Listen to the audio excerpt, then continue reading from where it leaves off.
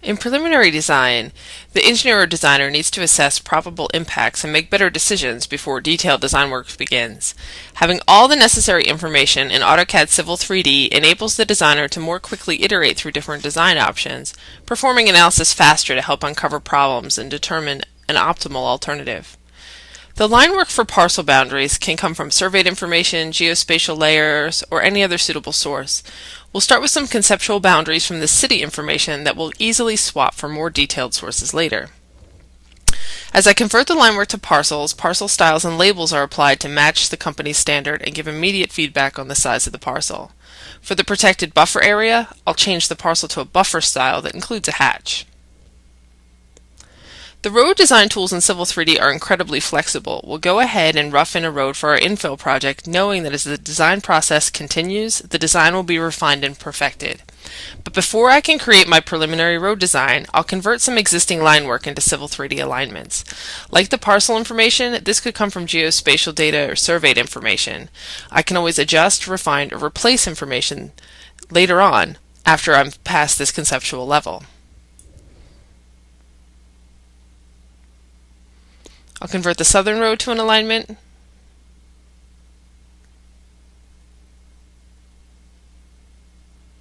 and the northern road to a Civil 3D alignment. Notice how they immediately take on the style and dynamic labels set up in my drawing template.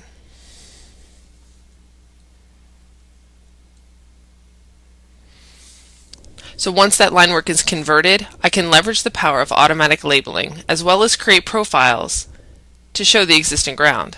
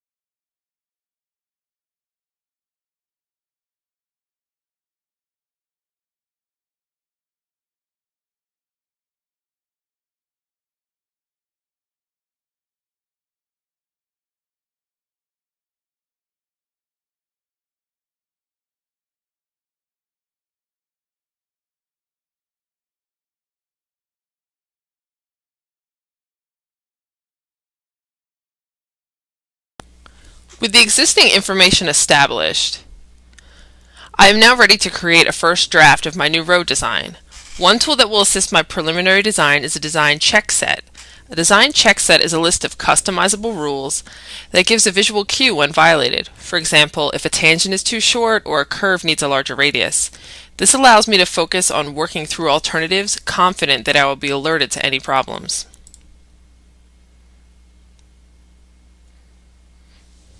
I roughen an alignment and begin working through a series of flexible grip edits. I could also use a tabular or more detailed editing approach. As I adjust the grips on my curve radius and my curve length, I get feedback that I've violated one of my design check rules. With that visual feedback, I can save time instead of having to go dig through a table or look at manual labeling to see that I need to make an adjustment. I'll split my view so that I can see plan and profile simultaneously. As I work through iterations, I will get that immediate feedback from the model, which will help me make design decisions.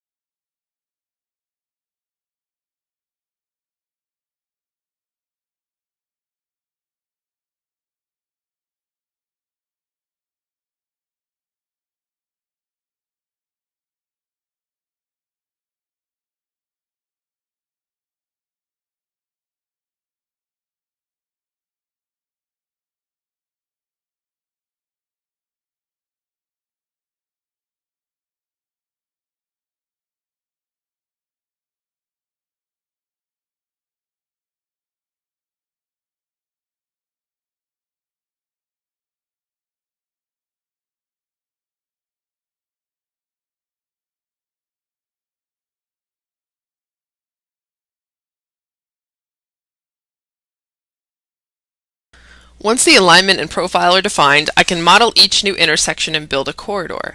A corridor is a three-dimensional model that combines horizontal, vertical, and cross-sectional elements. First, I'll define my intersections and use some of the default standards built into the intersection wizard. Since I'm at the preliminary stage, I will use those standard lane widths and configurations because I know I can always refine them information later, and that the defaults have been adjusted to match my company standard for a typical intersection of this type. The intersection tool recognizes where the two roads meet. As I work through the wizard, I have an opportunity to customize how the intersection is modeled, such as widths, offsets, and curb returns. The descriptive graphics make the wizard very easy to use. I'll work through the second intersection in exactly the same way.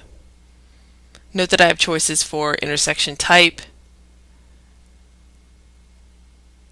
and I can add this intersection to the corridor that I made for the last one. So now I have that three-dimensional corridor model. I have an intersection with a dynamic label, and I'll just extend the corridor to cover the balance of the road. This way I can do more iterations and some design validation. Now I have a three-dimensional corridor model of my road. Any changes to the alignment, profile, or other ingredients in that corridor model will drive a change and an update.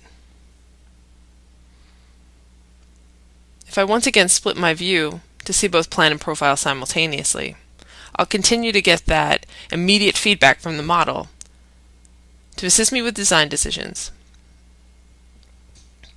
as I work through. Some things to note is that when I work through the profile wizard and as I worked through the intersection wizard and told Civil 3D what type of intersection I wanted to do, it locked my PVIs at the intersection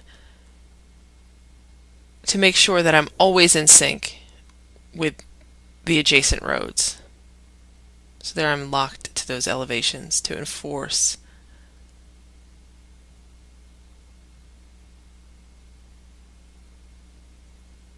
that relationship.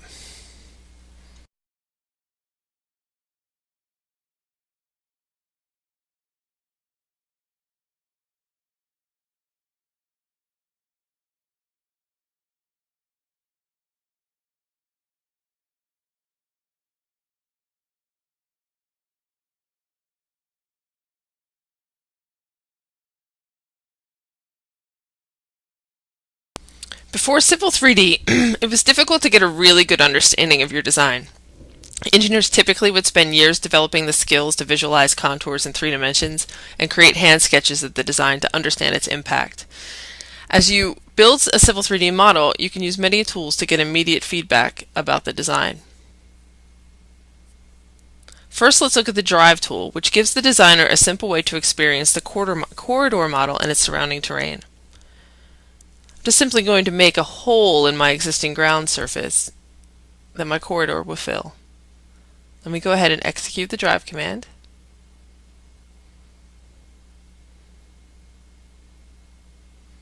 It will drive me down my road center line following my design profile and allow me to experience what a driver would see as they moved through this neighborhood.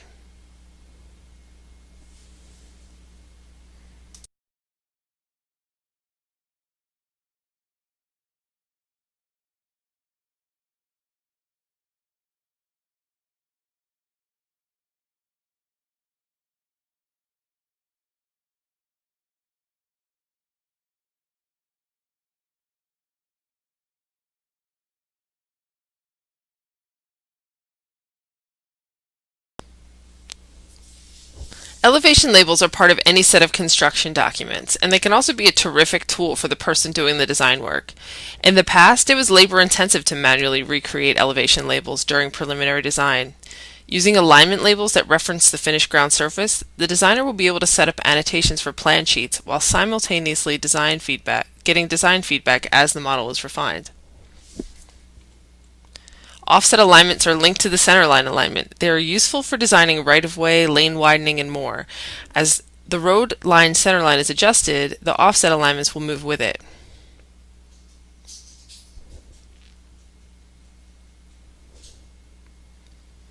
Let's add some alignment labels. These labels have been constructed to reference a surface elevation. They'll have question marks until I tell it which surface to reference.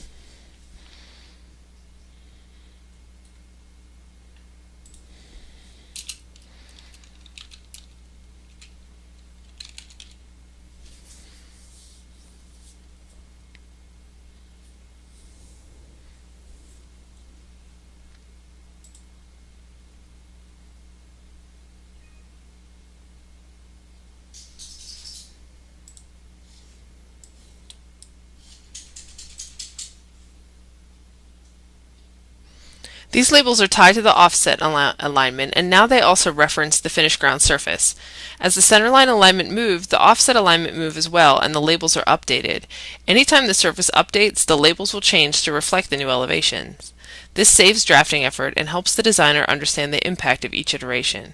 This is just one example of how you can create annotations much earlier in the process.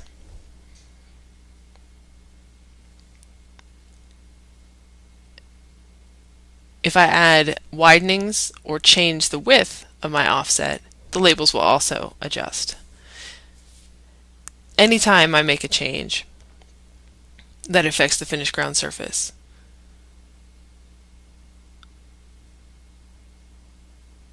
I will see an update in the labels.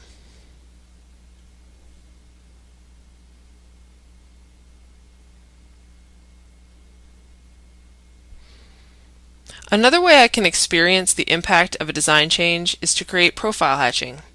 This colorful visual aid dynamically shades between two profiles. It is a useful tool for understanding the elements of cut or fill, and is also helpful if there are additional profiles such as groundwater elevations or bedrock depth.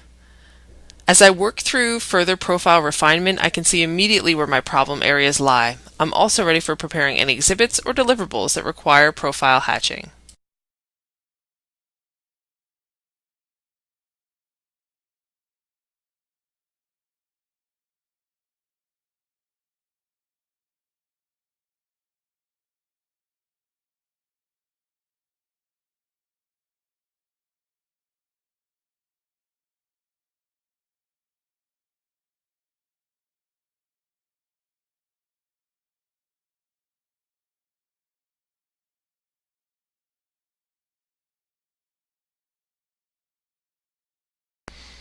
In addition to visual and annotation tools, Civil 3D provides more quantitative